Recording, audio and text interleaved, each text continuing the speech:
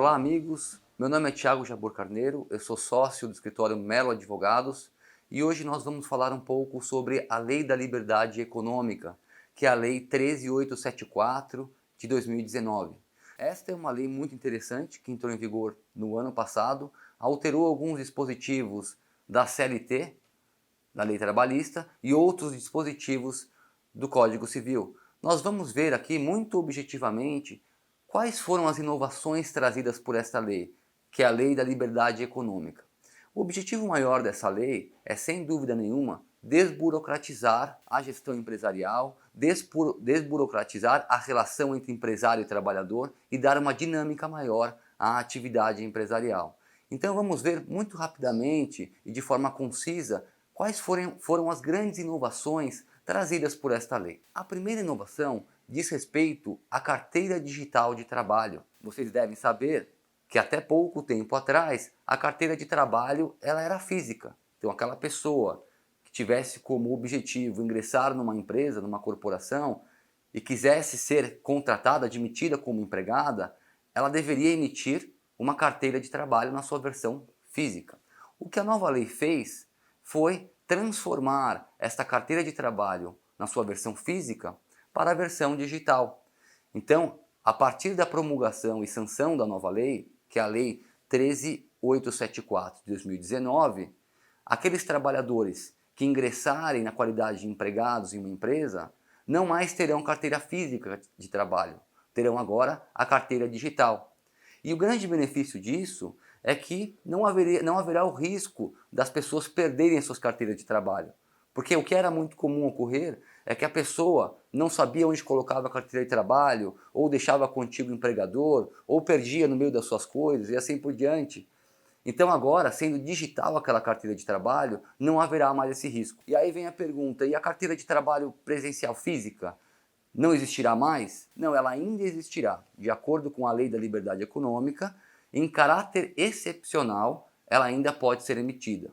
Mas a regra é que a carteira de trabalho digital irá prevalecer. Essa foi a primeira grande inovação trazida pela Lei da Liberdade Econômica. A segunda grande inovação diz respeito ao registro de ponto. Antes da entrada em vigor da nova lei, toda empresa que possuísse até 10 empregados deveria obrigatoriamente ter o registro de ponto.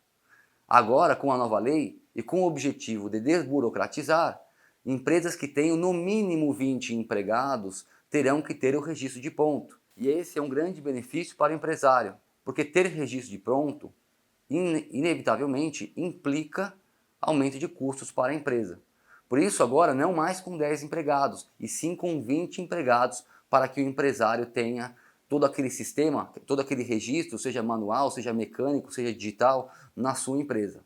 Além disso, outra novidade trazida pela Lei da Liberdade Econômica diz respeito à questão do registro de ponto por exceção. O que é o registro de ponto por exceção? Esse registro significa que a empresa, mediante acordo individual ou coletivo, não precisará mais registrar os pontos convencionais de seus empregados. Então, por exemplo, se o empregado presta serviço, trabalha naquela empresa das 9 da manhã às 18 horas, através do regime de ponto por exceção, não precisará ser registrada essa jornada. Agora, se esse empregado trabalhar das 9 às 18 horas e ainda prestar horas extras, aí sim ele precisará registrar este ponto, que é o que nós dizemos que é o registro de ponto por exceção. Que fique claro que esse registro de ponto por exceção, ele só será possível de ser implementado se houver um acordo individual ou coletivo, como eu disse a vocês. Outra novidade trazida pela lei é o fim do e-social, que é o sistema de escrituração digital, que congregava informações de naturezas fiscal, trabalhista e previdenciária dos trabalhadores, dos empregados que estavam em uma determinada empresa. E de agora em diante, esse sistema ele será convertido em um sistema simplificado digitalmente.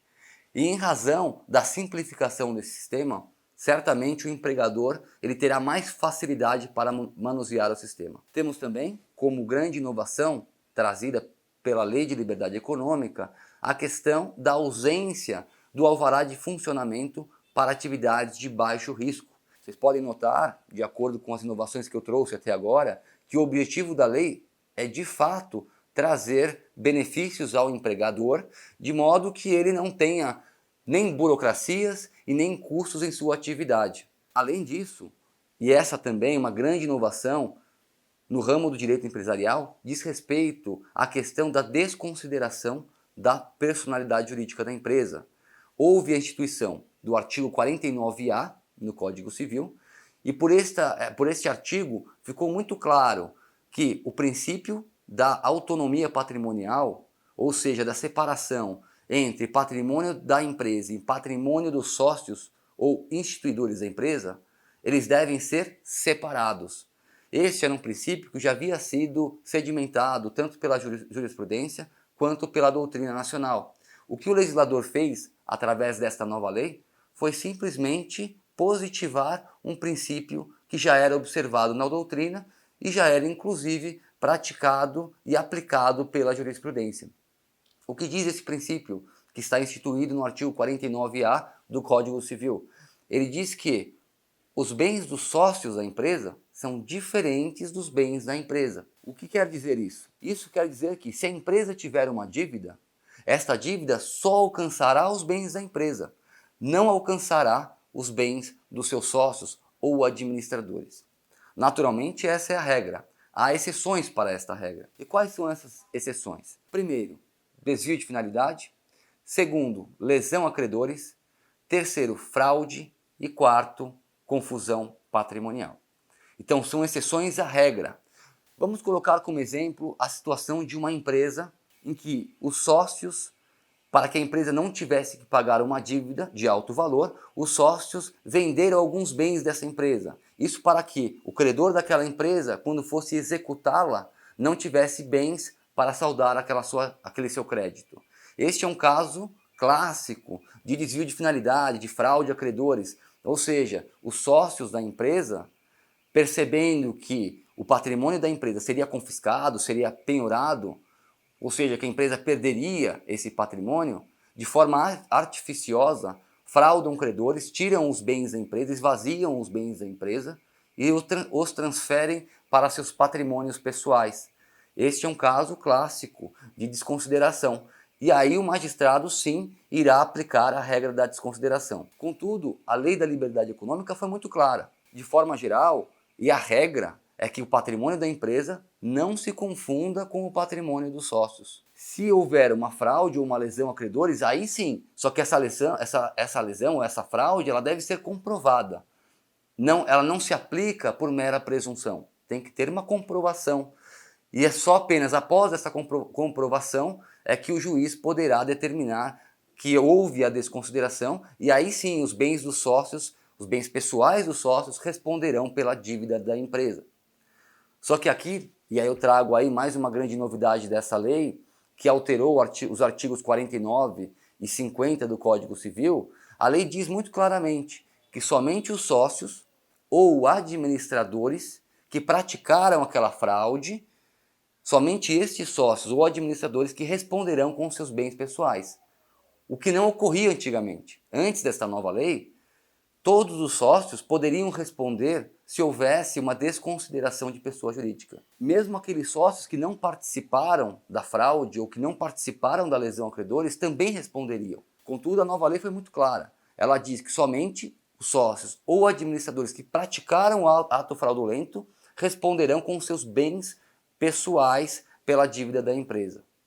E é neste ponto que os magistrados terão que se ater. Eles não poderão mais simplesmente desconsiderar a personalidade jurídica de uma empresa e buscar bens de quaisquer sócios daquela empresa. Não, somente daqueles sócios que praticaram os atos fraudulentos. Outro ponto interessante também é a respeito da confusão patrimonial. E a lei deixou muito claro o que é confusão patrimonial, que enseja inclusive a desconsideração e que tem como consequência a penhora ou confisco de bens pessoais dos sócios. Acontecerá a confusão patrimonial quando a empresa e os sócios se misturarem. Por exemplo, quando houver um comportamento reiterado da empresa com relação a obrigações dos sócios. É comum que empresas paguem contas pessoais dos sócios. Então a empresa vai lá e paga a conta de luz da casa do sócio, a conta de água da casa do sócio, a conta de internet e assim por diante.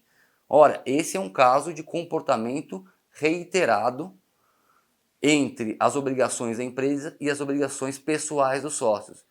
E aí reside o perigo, porque se houver isso e, dependendo do caso, se o juiz entender que a empresa não tem bens para responder por suas dívidas, os sócios, principalmente aqueles sócios que tiveram suas contas, suas obrigações pessoais pagas pela empresa, poderão responder com seus bens pessoais. Enfim, senhores, essas são apenas algumas novidades trazidas pela Lei de Liberdade Econômica. Existem muitas outras que nós poderemos colocar aos senhores em uma outra oportunidade.